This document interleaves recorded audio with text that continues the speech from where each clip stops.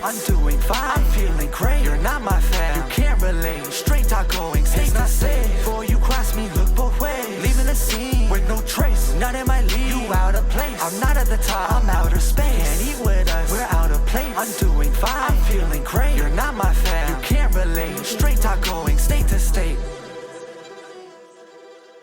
Hey guys, what's going on? It's your boy George Mackay, and I'm here with the one and only white trash Matt Cash. How are you? And we've never done a podcast together. No, we haven't. We haven't. This is the first one. Good. This is completely off the cuff, completely off the fly. I did not ask him permission of any kind of what I can or can't talk about. And people would think that I haven't done my research, but I've always got the questions up here. So question number one. Yeah. Family's growing. Welcome a new addition to the family, which is Negan, who is the most awesome kid ever. Yeah. Now, I know off camera we've talked about this, but I want to talk about this on camera. Negan, where did the name, how did we generate that name out of all name choices? Most people would assume The Walking Dead, but I'm not 100% sure that that's the reason. It actually is the reason. Okay, there you go. It is because I got Jesse watching The Walking Dead when me and her got together. It does. I swear to God, man. And then the season where Negan comes in, I'm pretty sure she hated him at first, and then he grows on everybody, but I've always liked him because I read the comics. Yeah. But He is a completely badass character. Oh, He's dude, the character that you love to hate, but also love to love. dude, I love the whole time, especially as soon as he bashed Glenn's head in with the bat. Yeah. Woo, buddy. Actually, very sexy scene. Oh, buddy. Very But no, that's where the name actually came from. Was actually The Walking Dead. Yeah. Well, yeah, I mean, if the zombie apocalypse ever hits the fan, for you to have the second coming of civilization, Yeah, right. It's not a bad namesake to have. No, it's not. But I'll tell you what, if the zombie apocalypse happened, I got no problem killing my family if I had to. That's what I say. I say, No problem. Listen, I've got my whole wardrobe planned out, okay? 2 side holsters, 2 hip holsters, shotgun holster in the back because I like close range. I don't want to shoot you from a distance. I want to shoot you Yeah. up close and personal. No, I want you to remember. The shotgun is for when people try sneak attack. You just That's turn what I'm around. saying. Yeah, you just need to get that. You need to get that, but sawed-off shotgun. You need to Doesn't get matter 2 what right in the shotgun. face. Yeah, Doesn't matter shotgun's what still a shotgun. shotgun, for sure. Okay, for but sure. where would you go during the zombie apocalypse? A mall. Why a mall? Because it would literally have everything from clothes to bedding to showers to the whole 9 yards. What about food?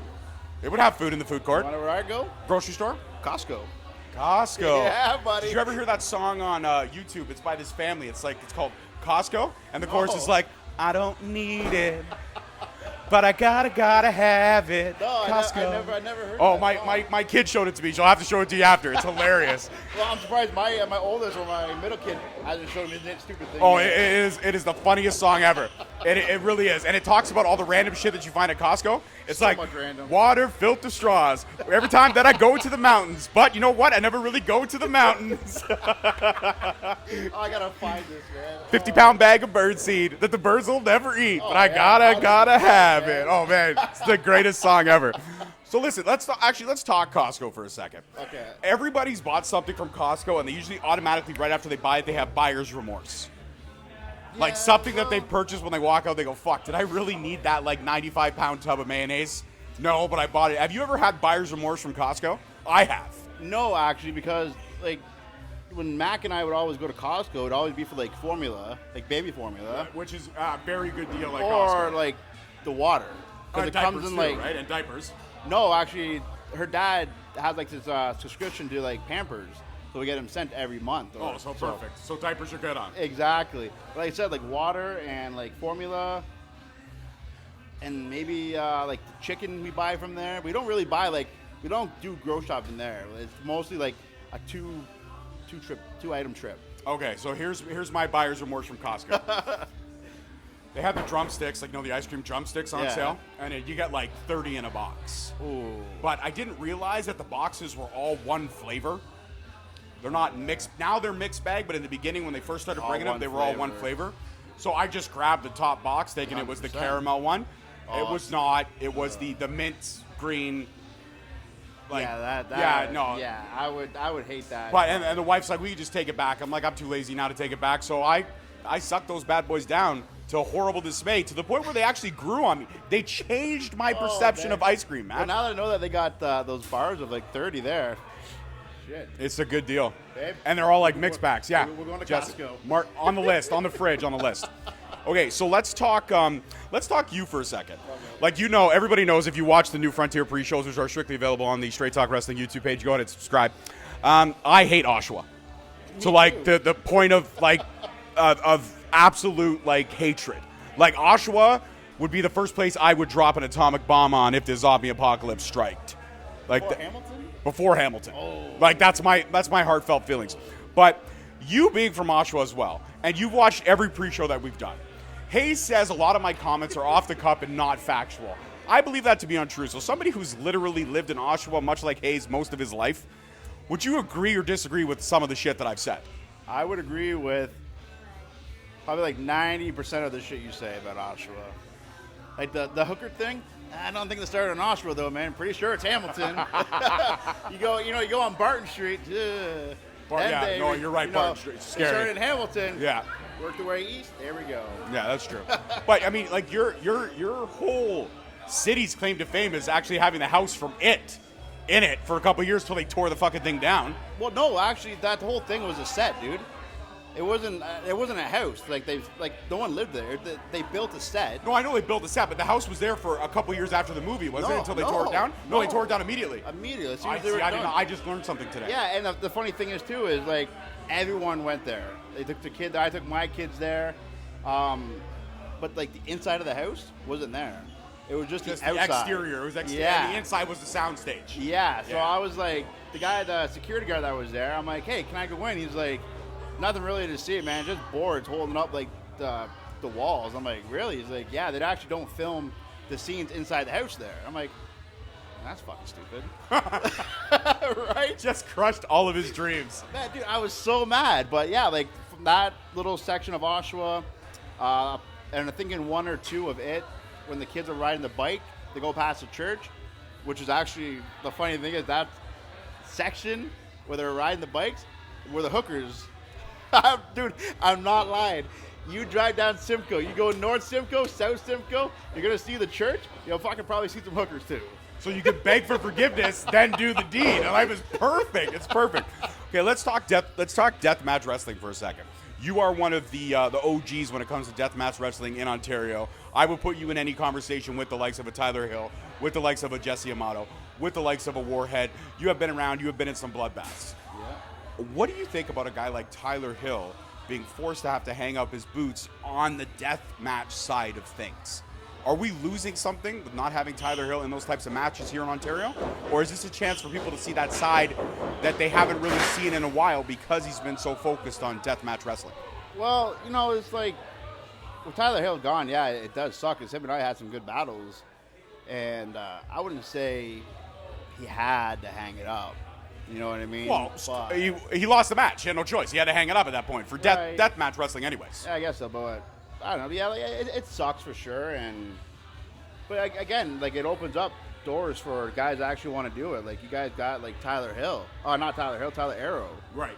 I don't know if Up it's like comer in the deathmatch scene. Exactly, for sure. And he's one of the guys I'd love to square up with. And yeah, man, like it sucks because there's not a lot of guys to do the deathmatch with. You know what I mean? Like it is a small breed of person that definitely wants to jump in that type of squared circle. Yeah, and it's like I was up in Quebec at the beginning of June, and like there's only a couple people that are actually in the hardcore game, right? But it's like everyone else just does like the regular wrestling or whatever. But yeah, no, like Tyler Hill being gone, it sucks, but then again, it gives me more chances to fight deathmatch. So book now, please. No, but let me ask you this. I mean, everyone's got that weapon in a deathmatch fight where they see it and they're like, fuck, that's the one that's going to leave some scars, or that's the one that has left that scar. What is the one weapon you hate seeing in a deathmatch match? Thumbtacks. Thumbtacks suck, dude. Thumbtacks in anything or just thumbtacks in general? Thumbtacks in general suck, man. Especially when you get them in your hand, the palm of your hand, or the back of your head. Oh, my God. It sucks. Because I remember when I first started doing this, I was working Bloody Bill Scullion. Okay, yeah. Way back in the Stranglehold days. And we're talking way back a lot. We both had more hair. Yeah. No, that's how I had a whole thing of hair. And I got a thumbtack stuck in the back of my head. And Asylum had to get tweezers. Oh, no. To pull it out. And it was like, I sat there for 5 minutes while he was trying to pull it out. But other than that, I like glass. I like barbed wire. Hate thumbtacks. But I will do anything that has to do with thumbtacks, though. I just don't like it. Like the match with me and Tyler Hill from No Ring North, where we had our fist taped up with thumbtacks. That was cool. Like the Sticky Bandits, but in a very bloody way. Yeah, really bloody way. That's but sticky. That's STIC. I think it's a C, then a K, then a Y. I think I'm from Oshawa. I can't spell, so. We already talked about the school system, how it's failed so many people from Oshawa. When it comes to deathmatch wrestling, and I asked this question to Tyler Hill, and he had a very interesting answer, so I think you will too. There's still that stigma. A lot of people say that I'm not going to book this guy because I know what he's used to doing, and they can't wrestle in a regular match, which is complete bullshit. It's not me that's saying it. You've heard it. You know exactly what I'm talking about. Why do you think that stigma is still around, especially in a world where now as wrestling fans, we celebrate all types of wrestling? We really do. A lot of times pay-per-views have all those types of matches. Mind you, it's not as crazy as a death match. Yeah. They try to tone it down a bit, but they still have those sparks of death. I mean, it's so respected in Japan. Why do you think over here, North American side of things, we have this stigma about it? Yeah, that's a good question, actually, because like during the pandemic, up in the States there, it was all deathmatch. Like, look at all the deathmatch guys, but it's weird because like I didn't start in the deathmatch game. No, of course. Right? Warhead didn't start in the deathmatch game. You just kind of gravitated towards it, right? Yeah, and it's something like for me, it's like I feel more comfortable with weapons. Not that I can't wrestle, because like this whole year, past little bit, I've only done a couple death matches or hardcore matches. So it's like last weekend or the week before, I just worked Holden Albright in a regular match. The week before that, I worked Which is surprising for the both of you, because that would just seem like a match that's tailor-made to be like a hardcore match. Well, we had a match before for Demand Lucha, and it was a hardcore, and then we had just this one. But again, it like the one for GCW, like last weekend, it was a regular match. Then I worked Rex Atkins in a regular match, and then I worked Laura Cassie. I think that's her name. Yep. Mm-hmm. Worked her in a regular match. Oh my God! So death match wrestlers can wrestle? Shut up. Unfortunately, we can. No, you're right. It does. It adds a lot of layers to you as a performer, right? Yeah.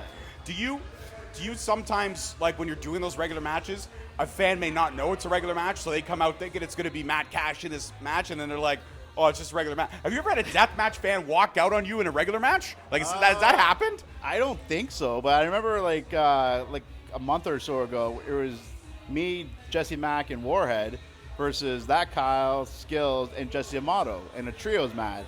And they announced it as a hardcore match, but we didn't use any weapons. Like, we actually wrestled. Like, I did the universal spot. I don't know if you know what that is. Yes, I do. I did that, and I did the leapfrog, and holy shit. Who would have thought Matt Cash can do a leapfrog? Not me. No, I absolutely knew your skill set. So, but no, I don't think I've had anybody walk out on me from, they the know opposite side of things. Yeah, it was just like. But that's an oxymoron in itself, right? You're gonna find yourself on the shitter later tonight being like, fuck, that isn't. I gotta find out now. I gotta put that question out there. Now I'm gonna watch the audience, see who fucking walks out on me. And If I'm not doing a hardcore. you're gonna stop mid-match and be like, "Are you walking out on me because this isn't a fucking hardcore match? This is bullshit." Hey, you get your fucking ass back you here. paid $25. You get the fuck out. All right, so talk to me about. I mean, white trash. It's a stigma word. People use it for the less fortunate of society in a lot of ways. What is it about, like, is that something that just rolled off the tongue for you, or was this actually a character that was developed and built? No, it was just like develop and build, because I was obviously part of the Sound Brothers. Owen Sound. I was Owen Sound from Perry Sound. Owen Sound from Perry Sound, and he was Perry Sound from Owen. The great, probably one of the hands down the greatest gimmicks, by the way. Same dad, different mom, 5 minutes apart. And it all fits in the Oshawa moniker. It really does. But no, because like my old partner Perry there, he stopped wrestling, so I was still doing wrestling, obviously, and Owen Sound, and me and Scullion went somewhere by Ottawa. By Ottawa, I think Cornwall, I think. Mm-hmm. And I told him, like, man, like, I need a new gimmick. He's like, oh, what about white trash Matt Cash? And I'm like, isn't that like kind of copying Cody Deaner a little bit? You know, when Cody Deaner was like the Carney? Yeah. So he's like, no, fuck, not at all. He's a Carney, and you're white trash. And I'm like, okay, but what would I wear, though? You know what I mean? Like, try and get, like, a costume or whatever. And he's like, I don't know, fucking wear, like, an Iron Maiden shirt or some shit. And I actually did wear, a motto, gave me one of his Iron Maiden shirts, and I wore that, and I had like cut off jeans and Nice. oh, dude, it was You had jorts. yeah, You had dude, like- homemade jorts. yeah, man, like it was so bad. And then with evolution, you always gotta evolve in some way, right? So what's the now- next evolution for White Trash Matt Cash? Like, you've got the character built in. It's now become a household name. You're getting booked a lot more. Stock's rising, which is fantastic for you because you deserve it. But what's the next evolution for the character? Where does White Trash Matt Cash go from where he is right now? That's actually a good question. And actually, Mack and I are thinking about getting gear makers. She and I do a tag team, which is My Hardcore Romance, rip off of My Chemical Romance, right? Play on words. So, yeah, we're thinking about getting some gear made. And, I'm like my cargo shorts here, my army pants, that was part of the White Trash Circus with me and Shunimo, which obviously Shunimo's not here no more. So now it's like I want to shy away from that and go somewhere where I'm myself. You know what I mean? So I think next is probably get some shorts made, keep the camo a little bit in the shorts, but and that it's just gonna be shorts probably again, not jean shorts, but actually like wrestling shorts. Holy shit! No more jorts. Jorts is off the table. No, Okay. you can keep those. Serious question now. I'm going to look at you in all seriousness. I'm really going to build up the seriousness of this question. Who the fuck is that guy? I don't know. He looks like did you ever read that zombie comic book? Sorry, somebody just walked by and looked very much like something out of Creepers. Yeah, very Jeepers Creeperish. And like no makeup. Special effects was on point though, but no makeup. Every couple focus, will you? Every couple has their go-to romance movie. And you may be embarrassed to say it, but you have to say it. I will tell you mine. Yeah, every couple has that little bit of a tearjerker. Listen, I'll own up to mine first to show you how much of a man I really am. All right? Mandy Moore and A Walk to Remember. That shit gets me right here in my fucking feel spot, okay? I'll be honest with you. It's anything that has to do with like kids. It's not like an actual movie, or there's something with kids involved, like Okay. a kid has like cancer or a kid dies, or Gotcha. recently it was actually Spider-Man No Way Home when Aunt May when Aunt May died. Spoiler alert. Yeah. If you haven't seen it by now, that's your problem. It's been out for like a year, just saying. Right? But when she died, I started to get fucking teary-eyed, and I'm wiping the fucking tears out of my eyes. So, but anything that has to do with kids, So man. kids and family. Yeah, kids, family, anything with that pulls on the strings a little bit. Absolutely, it does for me too. Like I'm a girl dad, very proud girl dad, 2 beautiful daughters. And anytime, like the Rogers commercial where the little girl's broken down the side of the road, she's got a flat tire, and her dad's like on the phone, and he's talking her yes. through it, and then at the end he goes, "Don't worry, honey, Daddy's here." And it gets me right in the fucking feels, man, right in the feels. Too bad Rogers sucks, though. Absolutely, blackout after blackout after Yeah. blackout, internet lossage. Fuck Rogers. Buddy, I got like 2 emails last week after the blackout happened over with Rogers saying, "Oh, there's $7 credit. No, it was another interruption." Like, holy fuck. Of course it was. Supposedly. All right, so anything with the heartstrings. So actually, this segues perfectly into my next question. Now that you've got Negan, but you also have another son, right? I I believe. have 2, actually. I have So we got 3 Negan- kids. Yeah, 3 kids. Negan, the youngest, Ethan, the middle, and Dakota, the oldest. So 3 kids. Deathmatch wrestling is a serious risk. Anytime you step in a wrestling ring, it's a risk. Yeah. Have you thought about now with the welcome addition of your third child that maybe you're going to scale back a little bit on that? No. No. 'Cause I still want to go Have to your the kids States. ever seen you wrestle a death match? A death match? No. Maybe not Negan, but your other 2? No. Dakota and no. I won't let them see me doing a death match. No. They can What come. happens if they find it on YouTube, man? You can find a lot. They of your have stuff found it on YouTube. And- Actually, my mom showed Dakota and Ethan. Grandma, Yeah, what are you yeah, doing? grandma.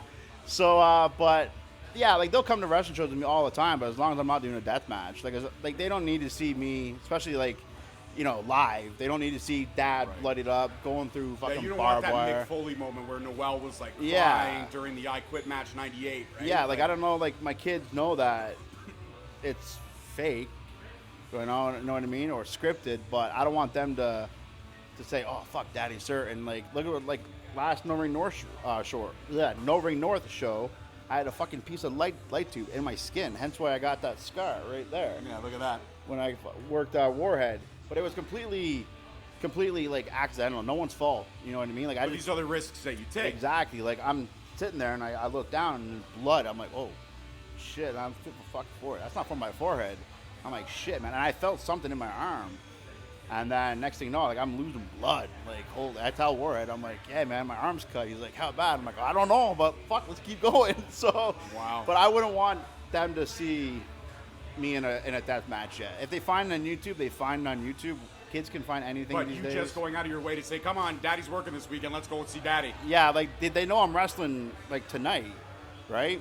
But, like, even with, like, chairs, I'm okay with. Like, chairs, tables, I'm okay with. Right. It's just now when we, like you said, like the death match, when we got the barbed wire, the glass, the tacks, and yeah, they don't need to see that shit. Not No, right now. and I understand that. I get that. But, you know, again, another great segue into the question. Has there ever been a bump that you've taken in one of these matches or any match period where you're like, it went the wrong way? And you know what I mean by that? Like, it didn't land the way it was supposed to land or hit the way it was supposed to hit, and you were lucky enough to walk away with it unscathed? There's had to be a couple of those close call moments. Everybody's got them. Close call moments. Yeah. Like where it could have been worse than it actually was. Well, I think in like the death match, anything could be worse. Doesn't matter what you do, but like, yes. I don't think I've had a close call. Like I said, the only thing I ever had done was the light tube in the arm. Like I said, it was a freak accident. It just, what, it was the way that the light hit you, or? No, it was like, there was obviously glass, obviously, when you're using a bunch of light tubes, right? And then Warhead hits me in the back with the light tube, and I put my arm down, and just a piece of glass that was at the end, like the end of a light tube, was right there. So goes up there, and I'm just like, shit. But and I'm just like, shit. But yeah, no, like, close calls? No, I don't think I've ever had any that I remember. Well, that's good. No, that's great. That's fantastic. I mean, like, I've had concussions, like 8-9 concussions. But that is... Oh, actually, here's one. Okay. Here's one. We got one, guys. We got one. So, it was in... for No Limits. It was during the Gauntlet. It was me and... I think it was the Gauntlet. Yeah, it was the Gauntlet. And it was me and Tyler Hill in the finals. Final two. And we... Who better, by the way? Who better to be in the final two? We do the spot. And we did it before at the Death Proof tournament that I won with the beer bottle. He would crack me with the bottom here, but he would obviously have it so it's safe. In No Limits, it slipped up a little bit. So now the bottle is fully exposed and fucking cracking me in the head. That was like the only, but again, it was a freak accident. It slipped up, and then obviously the beep. So, but whatever. And I was pretty fucked up. Yeah, no, for sure. And also, you mentioned a great legend, Sean, who's no longer with us. I know that left a lot of the wrestling world, you know, by storm, and you know it came kind of abruptly. It was so quick, it was just unbelievable. You know, I've never had the chance to meet him, but I heard a lot of fantastic things about him. Would give you the shirt off his back, would give you $5 out of his wallet, would care so much about you.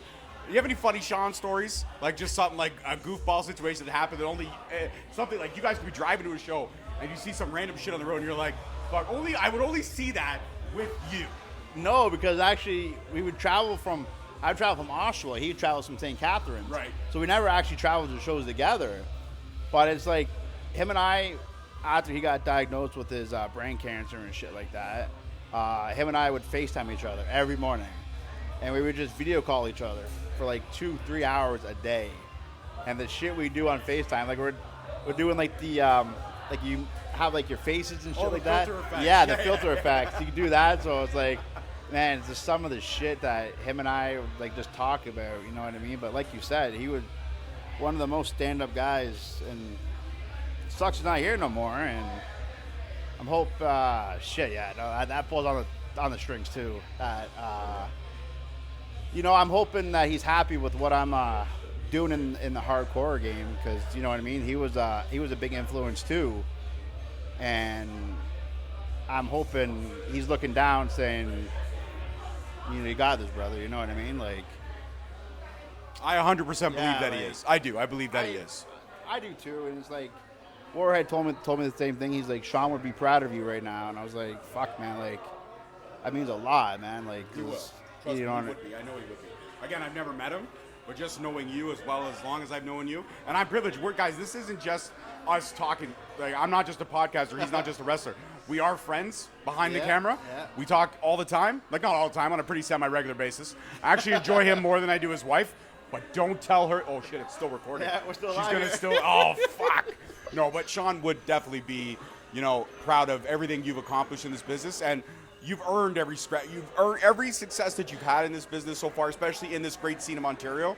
You earned it on your own merit, and I believe that. I appreciate that, and I said like every time I do like a death match or whatever, I always want to pay homage to him somehow in some way, and it doesn't matter if I'm like doing like his finisher or something, because I know like Tyler Hill, he started doing Sean's finisher too sometimes, right? So it's like if I can keep his spirit alive in like the Ontario like hardcore scene or wrestling for that matter, you know what I mean? Like I'm happy, man, because he was one of the coolest fucking guys, man, and one of the toughest motherfuckers you'll ever probably fucking meet, and he's not someone I would want to piss off either. You know what I mean? Like he'll give you the shirt off his back, but he'll also fucking stab you in the throat if he had to. So That's a great tagline for sure. If you're ever to be remembered in a quote, that is a badass quote to be remembered in for sure. Let's go lighthearted on this. One more question. I want to play a game with you. Final question. When all the smoke's clear and all the dust settles and Matt Cash has to hang up his boots, what's the one thing that you want to be remembered for? What's the one special memory that you're going to carry with you as you go into beyond wrestling when that moment does hit?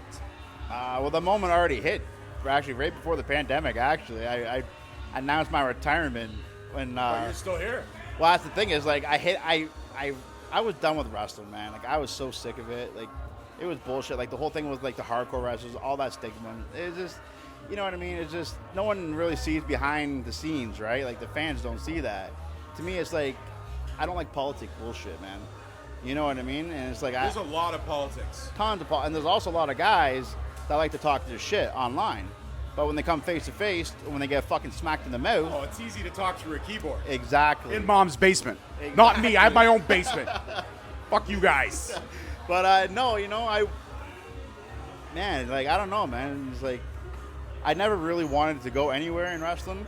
Maybe like the States, but I never wanted to be signed to like WWE or anything like that. So as long as I remember as one of like the great, I don't want to say great, but like one of the good hardcore guys Here in Ontario? Here in Ontario. That's good You know enough what I for you. mean? Like leave my staple on the hardcore scene. I'll be happy, man. Like I want to be like I said, man. Like I want to be like top 3 hardcore guys when it's all said and done. When my time goes, I still want to be one of the top 3 guys. Obviously, Warhead's gonna be one of them.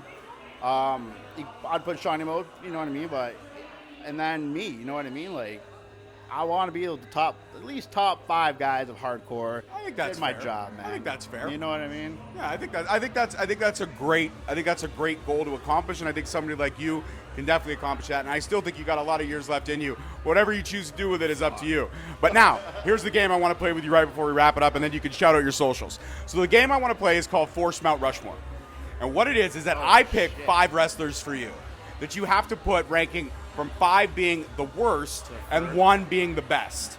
And I give you the 5 wrestlers, so you don't have a say in any of this. Okay. All right, here we go. We're going to kick it old school first. So the model, Rick Martel. Okay, then we're going to go a little bit, that was like late 80s, early 90s. Yeah. We're going to go into the 90s a little bit. I'm going to give you an easy one in the 90s. I'm going to give you Scott Hall. Okay? Now, if we want to go like 97 to 2001, I'm going to give you one of my favorite cruiserweights that I feel was very underrated, and that's Billy Kidman. I don't think he ever really had a chance to shine. No. A lot of other cruiserweights broke out, but I think Billy Kidman was a talent, and he didn't get enough star to shine, in my honest opinion. I agree. Number 4, I'm going to give you 2005 to 2015. A character who really came into his own would be Randy Orton, Yeah. the Viper. Yeah. And then I'm going to give you one of my most favorite recent characters, and I feel it's a shame the way it ended, but that would be The Fiend. Yeah. So there's your 5 right there. So 5 being the worst, 1 being the best. So you got to run them again. You got Rick Martel, Yeah. you got Scott Hall, you got Billy Kidman, you got Randy Orton, and you got The Fiend. What are we ranking? 5 to 1. We're going from 5, so worst 5 is the worst, 1 is the best. to Rick Martel. Rick Martel, 5. Obviously, because it's like I was born in '87, so So it you didn't really wasn't- see Rick Martel in the peak of his Exactly. career. I understand. Exactly. So I Okay. go with him. Okay. Shit. Billy Kidman. Okay. Who was the other one again? Randy Orton, Fiend, Scott Hall. Scott Hall. Randy Orton and the Fiend. Oh, dude. So I know. Scott Hall would be third. Okay. Billy Kidman fourth. Yeah. Rick Martel fifth. Yeah, so who's 2 and 1? Oh, shit. Well, I guess if a lot of my moveset, I kind of take it from Randy Orton. That's why I put it in there. So, but I would put him as number 2. So Randy Orton, and the Fiend is number 1, and Dude, that forced Mount Rushmore, I right? love the Fiend. I love Such a anything great Bray character, Wyatt, right? man. It's Yeah. like, it sucks that he got let go, and it's like it's funny because like every time Mack and I watch AEW, You're hoping for that, eh? I'm hoping that he comes back. I'm a huge Bray Wyatt fan, man. Huge. Me too, right here. Even dude. a Husky Harris, man. He was good then, Husky too. Harris was solid. An underrated character that I Yeah. think he should have went to the main roster with, my honest But opinion. I'm kind of glad he didn't, though, because then we wouldn't have the Bray Wyatt, right? And then it's like... Follow the buzzards. Yeah, exactly, man. But no, I got to... Do I want to keep that, though? Fuck. You gotta log it in. No, you know what? I'm gonna go with Randy Orton 1, Fiend 2. Okay, so Randy Orton has been replaced as number 1. Yeah, man. So Randy Orton, Fiend, Billy Kidman, Scott Hall, Billy Kidman, Rick Martel. and Rick Martel. Yeah, I gotta go with that. Well, yeah. see, that's a hard game, right? Dude, you gave me some hard ones there. That's why forced Mount Rushmore is Oh, great, because you have no say.